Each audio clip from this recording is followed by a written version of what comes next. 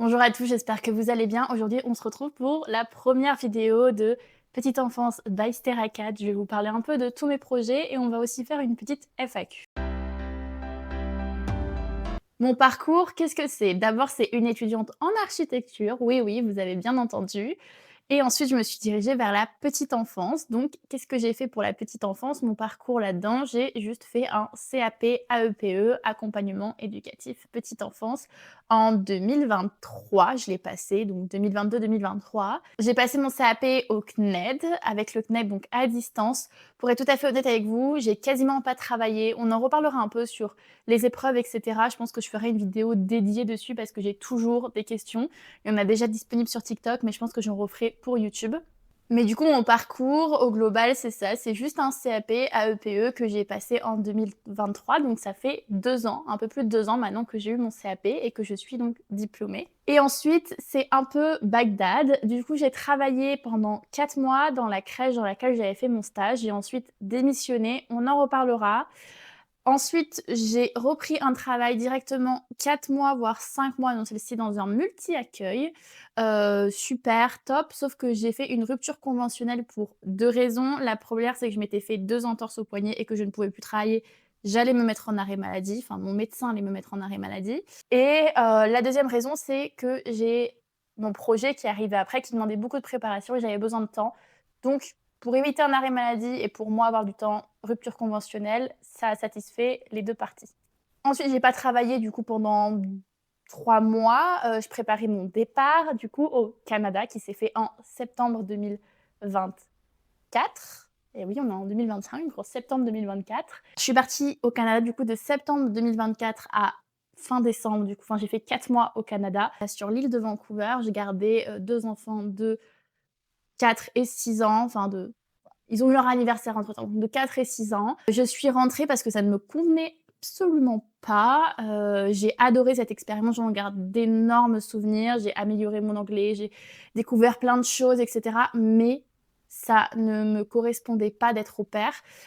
Donc j'ai décidé de décourter mon voyage qui était censé être 1 an et de rentrer pour, du coup, la rentrée 2025, enfin pour janvier. Ensuite, j'ai pris un petit mois pour moi pour, me remettre du jet lag et de toutes ces émotions que j'avais vécues, avant et on se retrouve du coup en février où j'ai repris, les recherches pour travailler en crèche. Je recherchais un mi-temps, enfin un mi-temps, pas un temps plein, un temps partiel, donc j'en ai trouvé un, 30 heures, semaine. Sauf, que ce 30 heures semaine s'est avéré être une crèche, où il y avait de la maltraitance, et je suis partie au bout de même pas 1 semaine, 2 semaines. Je n'ai pas, fait mon enfin j'ai fait ma période d'essai et j'ai clôturé ma période d'essai. Je parlerai tout ce qui est maltraitance, négligence en crèche, dans un épisode de podcast qui va sortir très prochainement. Je vous inviterai à aller le voir. Je vous mettrai même peut-être le lien en barre d'infos s'il est déjà sorti. Mais c'était vraiment pas une expérience agréable et ça m'a un peu dégoûtée de la crèche, pour être tout à fait honnête. Mais malgré tout, j'ai continué à chercher, toujours en temps partiel et j'ai trouvé un mi-temps. Du coup, c'est un mi-temps, je complétais un mi-temps thérapeutique dans une micro-crèche encore une fois. L'autre, c'était aussi une micro-crèche, je vous l'ai pas dit. Et j'ai trouvé donc ce mi-temps thérapeutique, enfin, du coup ce mi-temps, dans cette crèche. C'était un grand groupe, j'avais peur, c'était la première fois que je faisais un grand groupe, j'avais beaucoup d'a priori et mon contrat s'est terminé très récemment. Là, je vous tourne la vidéo, on est, fin juillet. Il a duré 5 mois parce que c'était la fin et que la personne qui était en mi-temps thérapeutique reprenait en plein temps, donc c'était prévu comme ça. Cette expérience, elle m'a aussi permise de savoir ce que je voulais et ce que je voulais pas et de me rendre compte que les micro-crèches, en tout cas, c'était plus tant fait pour moi en tant que CAP. Je m'y trouvais plus. On en reparlera un peu sur la suite, mais du coup, entre-temps, du coup, j'ai fait mon projet, de rentrer en école éducateur de jeunes enfants, ce qui est le cas. On en reparlera bien sûr en détail, il y aura plein de vidéos à mon avis. Je pense pas faire des vlogs, à l'école, mais je pense que je vous tiendrai au courant de, par exemple, mon premier semestre en école de JE, de mes ressentis, de tout ce que je vais vivre en fait, parce que ça va être hyper enrichissant et j'ai tellement hâte. Là, la rentrée est dans 1 mois et demi et on arrive maintenant du coup à la fin de mon parcours, professionnel qui est: je vais rentrer en école d'éducateur de jeunes enfants et je suis trop contente. On passe directement aux questions du coup sur, éducateur de jeunes enfants, pourquoi ce choix et cetera. Pourquoi ce choix? Parce que je voulais évoluer comme je vous l'ai dit précédemment, je voulais vraiment, découvrir autre chose, je voulais en apprendre plus. J'avais rien qu'en tant que travailler en tant que CAP, j'écoutais beaucoup de podcasts, je lisais pas mal de choses. Je savais que j'avais besoin d'en apprendre plus et pourquoi EJE et pas AP? Parce que, AP, c'est vraiment pour faire, un truc, c'est pas du tout ça, hein, je sais, mais puériculture, c'est vraiment genre très, médical et je déteste le médical. C'est pas du tout quelque chose qui m'intéresse, c'est pas ce vers quoi je voulais aller. En revanche, JE, j'ai trouvé quand même plus de points, communs avec ma personne et ce à quoi j'aspirais et j'ai aussi rencontré de merveilleuses EJE durant mon parcours, qui a que 2 ans de parcours, mais qui m'ont beaucoup inspirée et qui m'ont beaucoup donné envie et pour être tout à fait honnête, j'avais déjà l'idée de devenir EJE 1 an avant ça, donc j'aurais peut-être dû, rentrer en 2024 si j'avais été au bout de ma démarche. Sauf que, bah, ma démarche a été, impactée par le fait que je voulais avoir cette expérience au Canada et qu'il était préférable que je parte avant au Canada faire mon expérience au pair. Je l'ai fait et du coup, je suis revenue. J'ai pu faire, justement, bah, en janvier les inscriptions et enchaîner directement, c'est vrai que c'était assez court, je vous en parlerai peut-être, dans ma vidéo, où je vais vous parler de l'entretien à l'école, de JE, comment ça s'est passé. Mais c'est vrai que moi, tout s'est fait très rapidement parce qu'en fait, je suis rentrée, du coup, fin décembre, vraiment, juste après Noël. J'ai passé Noël là-bas. Je suis rentrée pour le nouvel an et en fait, ça a été directement hop, hop, hop, il faut s'inscrire, l'admission Parcoursup et en fait, c'était quelque chose, mais je vous en parlerai un petit peu plus dans une vidéo plus longue, plus posée. Mais voilà, de belles rencontres, un projet qui m'aspirait plus vers du coup devenir, éducateur de jeunes enfants et donc automatiquement JE et pas AP pour moi. Et du coup, on va passer sur une autre question. Pourquoi en voie directe et pas en VAE? Alors la voie directe m'intéressait plus. Pour moi, la VAE, j'avais pas les compétences pour la faire. Pour moi, une VAE, pour la faire, je critique pas ceux qui la font, qui sont dans le même cas que moi. Alors loin de là, on a chacun nos parcours et cetera. Mais pour moi, la VAE, il faut avoir beaucoup d'années d'expérience vu que c'est une validation d'acquis d'expérience. Moi, déjà j'avais pas assez, mais j'aurais pu en continuant en travaillant 1 an en crèche, j'aurais largement pu faire ma VAE après. Mais moi, je voulais vraiment découvrir d'autres endroits, donc de par les stages. Certes, je vais faire les stages en crèche, mais je veux aussi faire des stages, j'espère, en RPE, en PMI ou quoi que ce soit. Je voulais découvrir un autre endroit parce que pour moi aussi, faire ces études-là, c'était continuer dans la petite enfance, qui est quelque chose qui me passionne, mais aussi pouvoir m'éloigner de la crèche, qui est quelque chose avec lequel j'ai quand même de plus en plus de mal avec le fonctionnement en fait des crèches en général et je voulais pas faire une VAE parce que pour moi j'avais pas assez d'expérience, j'avais pas acquis assez d'expérience tout simplement et ça me correspondait pas et je voulais vraiment aller, apprendre plus, découvrir plus et pour moi la voie directe me semblait vraiment, la plus intéressante. Et pourquoi voie directe et pas alternance? Au début, j'ai voulu faire en alternance, sauf que trouver une alternance, c'est compliqué et ça m'imposait de rester en crèche. Je sais que sur certains cas, on peut faire l'alternance, ailleurs, mais moi je la voyais en crèche, sauf qu'en fait, bah, la crèche, il s'avérait que ça me correspondait plus et je me voyais mal faire 3 ans dans une crèche, sachant que comme je vous ai dit avant, JE pour moi, c'était pour découvrir plein d'autres choses, donc la voie directe était la plus logique dans mon cas. Maintenant, on va parler un peu de mes projets futurs. Qu'est-ce que ça va être? Pourquoi cette chaîne YouTube? Pourquoi ce podcast sur TikTok et sur Instagram? J'ai toujours un peu touché à tout. Pour celles qui étaient là il y a 2 ans, vous le savez, l'idée du podcast était déjà là. L'idée du site était déjà là. Maintenant, le site s'est transformé en Patreon qui est déjà disponible. Vous aurez les liens en barre d'infos. Voilà, c'était déjà là, sauf que, bah, j'ai eu mon idée de partir au Canada et ça m'a un petit peu éloignée de ça. J'avais d'autres choses à penser et du coup, depuis que je suis revenue, c'est toujours là, partagé. J'ai créé mon compte, quand j'ai commencé mon CAP pour la simple et bonne raison que j'avais besoin d'infos et que je ne les trouvais pas, sur TikTok à l'époque et ni sur YouTube, nulle part en fait. Il y avait aucune info sur le CAP, aucune info sur la petite enfance, le travail en crèche, très peu. Il y a 4 vidéos qui se battaient en duel et bah, j'avais besoin d'en savoir plus et c'est comme ça qu'on a créé notre petite communauté, Petite enfance bienveillante, dont j'en suis extrêmement fière et dont je suis extrêmement reconnaissante parce que quand j'ai décidé de me, réorienter du coup en étant EJE, j'ai eu tellement d'aide et de soutien de la part de filles qui me suivaient, alors que j'étais juste CAP et que je faisais mes petits updates crèche.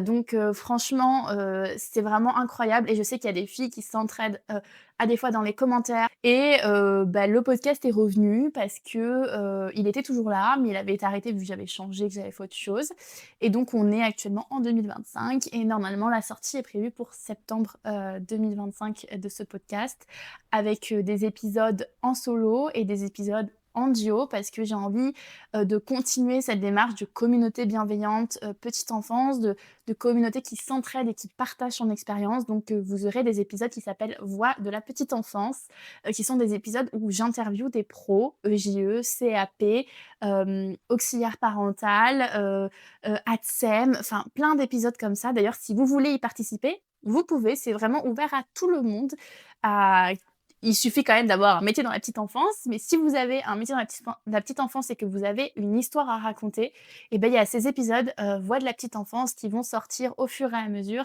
et qui seront là pour raconter, pour savoir, pour comprendre et surtout pour aiguiller, pour donner des informations. Parce que quand on veut faire un métier, bah, c'est intéressant d'avoir des retours d'expérience. D'où, cette section du podcast qui s'appelle «Voix de la petite enfance» et qui sera là pour ça.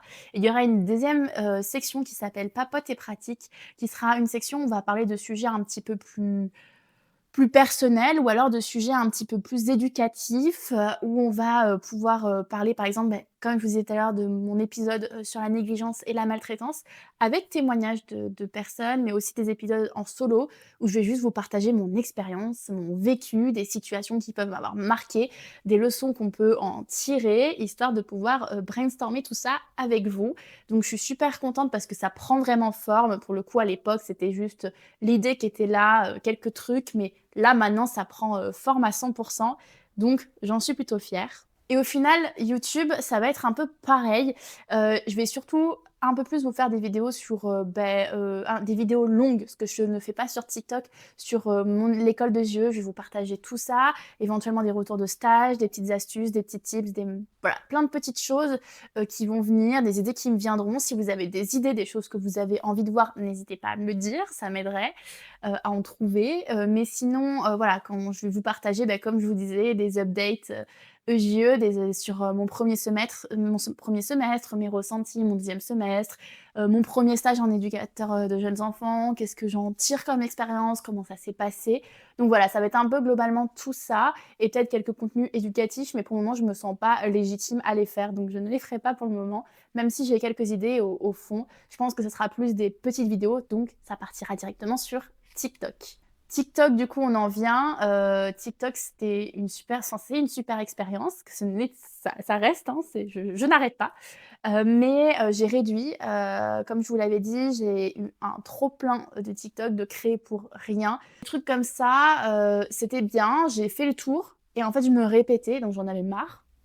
Et je suis dans cette optique-là de faire une vidéo par jour. J'ai fait ça pendant, je crois, de janvier à mars, même avril, hein, même plus. Je crois que j'ai fait ça pendant au moins 3-4 mois, et c'était super cool, j'ai adoré et tout, sauf que j'avais plus rien à dire, donc j'ai préféré me reconcentrer pour faire du contenu un petit peu plus qualité, qui va arriver, dont aussi moi le temps que je prenais à faire, les quelques vidéos TikTok et ben je le mets sur mon podcast ou je le mets sur le temps que je passe à vous filmer cette, FAQ, enfin, cette update FAQ YouTube. Enfin, je vais continuer à vous poster des updates JE, ça c'est sûr. Ça sera plus update crèche ou alors ça sera update crèche stage JE justement pour mon premier stage. Mais je vais continuer à vous poster du contenu, sur TikTok comme ça. Mais j'aimerais bien aussi vous proposer du contenu un petit peu plus poussé, un petit peu plus approfondi, par exemple sur des choses que je peux apprendre.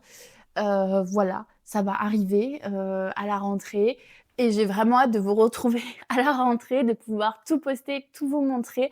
Je sais que je parle, que je tease, que je dis des petits trucs, mais voilà, c'est pour, le bien de tout le monde. Je vais continuer aussi les lives TikTok. D'ailleurs, je pense en lancer un, aujourd'hui, quand je tourne cette vidéo, mais je vais continuer les lives TikTok parce que c'est vraiment enrichissant. J'adore parler avec vous et c'est trop bien, d'avoir ce soutien-là autour de moi et qu'on puisse tous s'entraider. C'était le but, c'est réussi, donc je peux, être tranquille. Voilà, la vidéo est déjà finie, elle est pas très, très longue, c'est une petite vidéo FAQ update de ce qui va arriver, une petite vidéo présentation de moi et de la chaîne du coup. Si vous avez des questions, n'hésitez pas, je serais ravie de vous en parler un petit peu plus. Vous pouvez du coup me retrouver sur YouTube, vous pouvez me retrouver sur TikTok, sur Instagram et aussi sur Patreon. Vous avez une story à la une Instagram où je vous explique tout pour Patreon. Donc n'hésitez pas à aller voir. Je suis super contente. Je sais pas combien de fois on va se retrouver, peut-être une fois dans le mois, ça va être déjà pas mal sur YouTube, parce que c'est quand même des longs formats qui prennent du temps. Et voilà, pour le moment, j'ai pas grand-chose à vous dire, donc une fois par mois, c'est déjà pas mal. Sur le podcast, ça sera, j'espère, 2 fois par mois, peut-être, je pense le poster le samedi, donc 2 samedis par mois pour le moment. Et si j'en ai plein d'avance, je pourrais vous sortir des petits bonus, je pourrais vous en sortir un petit peu plus. Mais je préfère vous poster, voilà, 2 fois par mois que vous poster, toutes les semaines et au final, couper parce que j'ai pas le temps et j'ai plus d'épisodes avec l'école qui va reprendre en septembre, même si j'essaye de m'avancer pas mal. Et puis sur TikTok, on se retrouve comme d'habitude, un peu comme ça, dans le fil d'actualité. Et voilà, j'espère que ça vous a plu, j'espère que le projet vous intéresse autant qu'il m'intéresse à moi. Pareil, petit appel à témoignage, s'il y a des gens qui veulent témoigner dans Voix de la petite enfance sur le podcast, c'est avec grand plaisir. Si vous avez des idées, des envies, des questions, des vidéos que vous aimeriez voir, qui pourraient vous aider ou qui pourraient vous intéresser ou que vous auriez aimé avoir à un certain moment, n'hésitez pas à me le dire. Je vous retrouve du coup dans un mois pour une prochaine vidéo et très très vite sur les réseaux sociaux.